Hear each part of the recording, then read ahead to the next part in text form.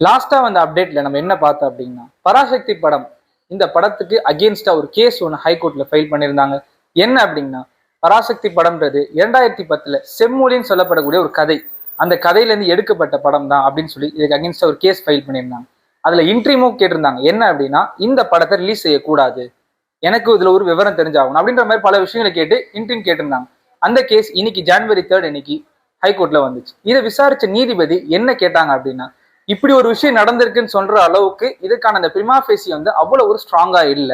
So படம் ரிலீஸை நான் இந்த படம் ரிலீஸ் தடை செய்ய சொல்லி கேட்ட அந்த இன்ட்ரீவை நான் ரெஃப்யூஸ் பண்றேன், படம் ரிலீஸ் ஆகும் அப்படின்றத சொல்லிட்டாங்க.